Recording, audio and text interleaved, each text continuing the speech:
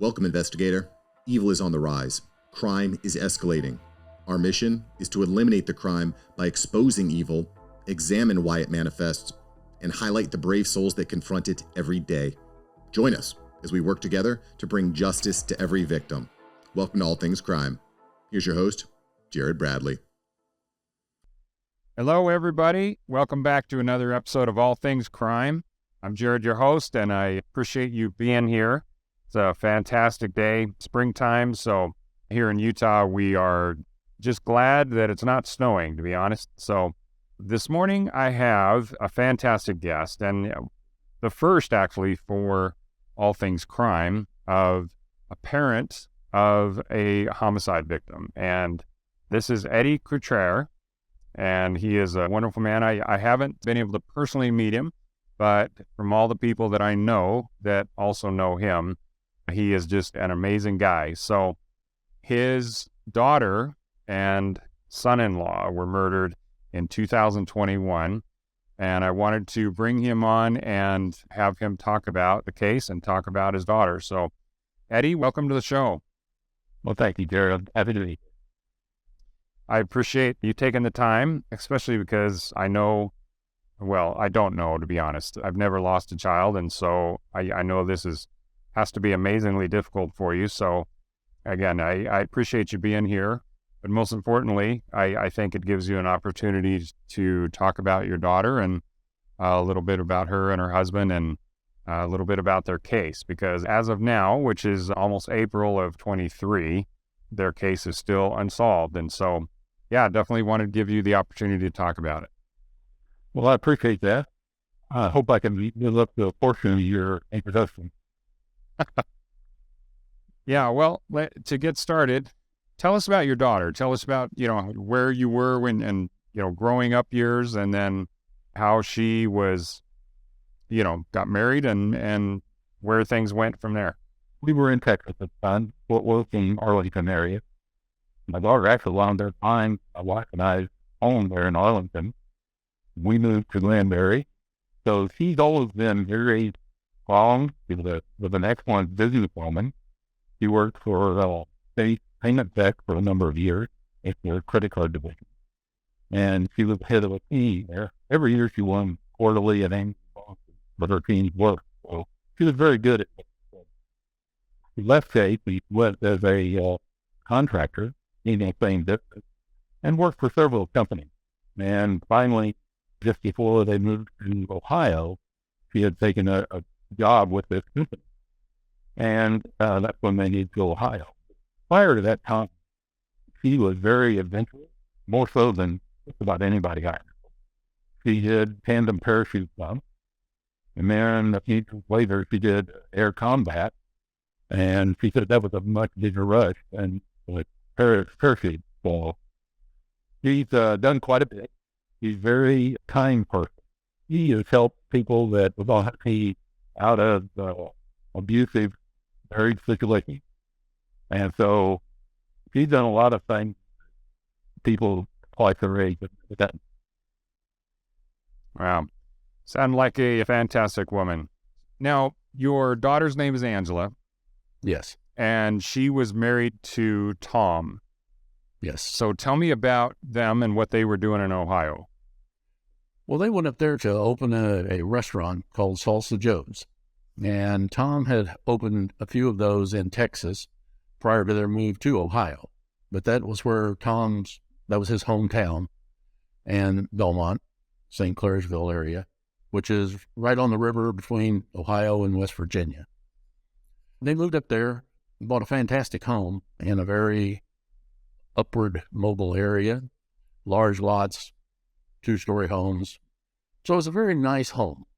And they opened the first Salsa Joe's there in St. Clairsville.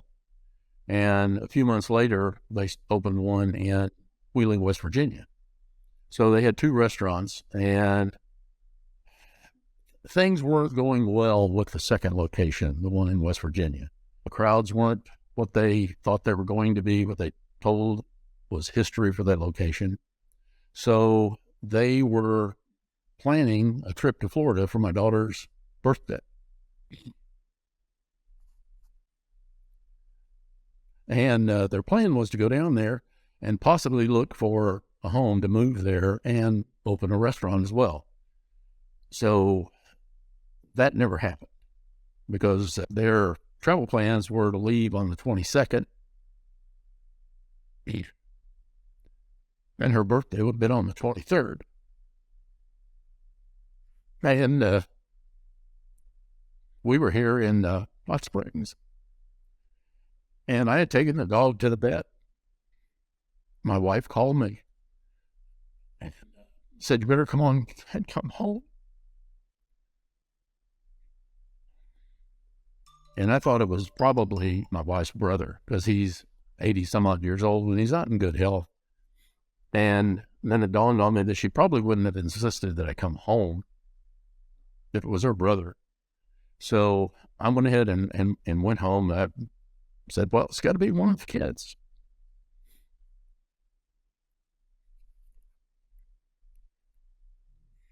I originally thought it was probably my son because he's a fireman paramedic. They're just outside of Fort Worth. And when I got home, she told me it was Auntie.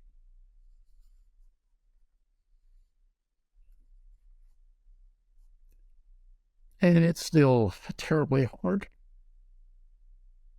to talk about a lot of this. But we were fortunate enough to find Cheryl and the Research Institute, Cold Case Research Institute. And she put us in touch with you, the M-VAC system. She even made a trip from Atlanta to St. Clairsville to walk the scene and watch the operation of the M-VAC. And at the time we went up there, there was really no leads in the case. And at that time, it had been over a year. The M-VAC was able to gather some DNA off of a doorknob, but part of the problem was that area had been swabbed so many times. There was very little DNA, and we could not get the full profile off of that particular area.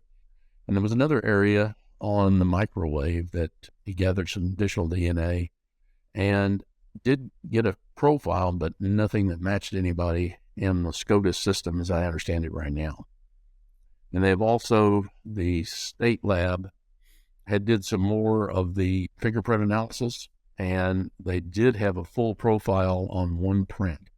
It was entered, and it did not come back as a hit yet as well. So we're still almost at square one, it seems. This is a case that the local sheriff's department will tell you they never had one like this. It's very difficult because of I don't know that it was an attempted arson or if it was more just an attempt to cover up any potential evidence, but the house was set on fire, but it did not burn to the ground. We've been into that house several times since then, and that's part of the problem. I think the scene was released to almost the public, it seemed like, shortly after the murders. Yeah, Eddie. They didn't have good records, who was in and who was out of the house, what was taken, what wasn't taken. For the sake of the audience that may not know the details, and if it's too painful to talk about it, then, please don't worry about it. But, you talked about the crime scene, you talked about, the house, but can you explain to the audience what happened to your daughter and her husband?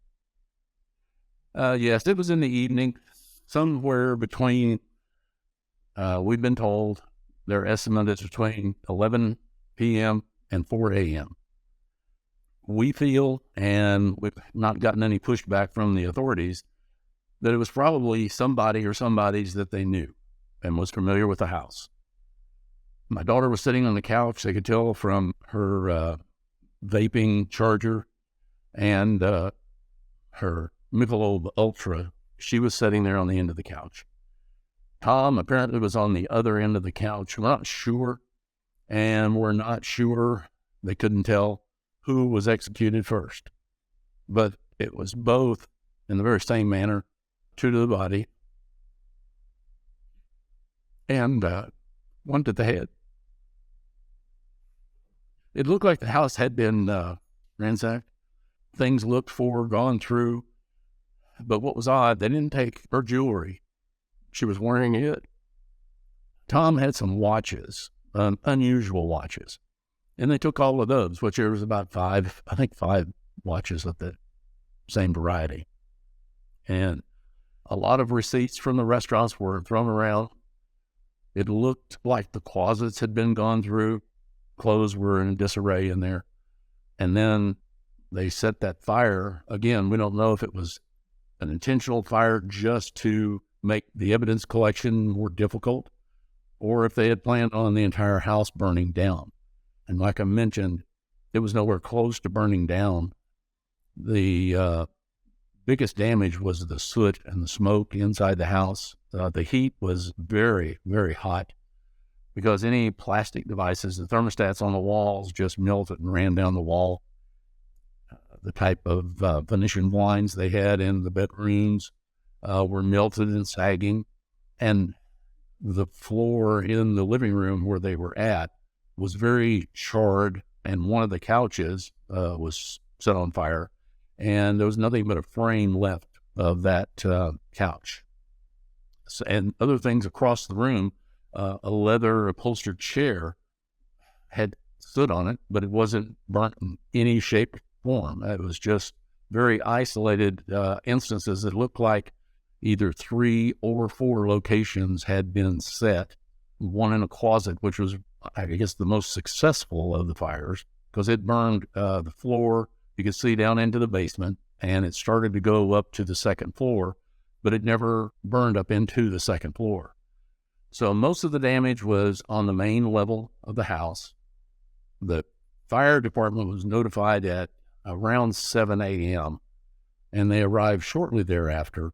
They vented the roof, of course, and a lot of the damage was from the firemen trying to put the fire out, because the problem they were having, it was very hot and smoldering, and so it took a while to find all of the hot spots and make sure that everything was extinguished at that point.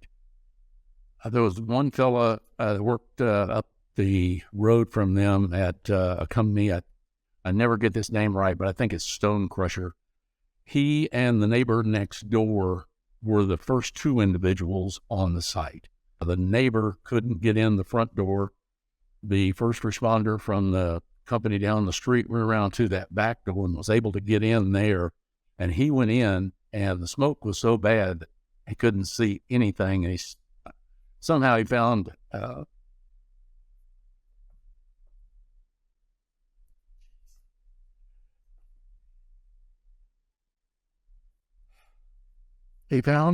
Angie and was able to pull her body out.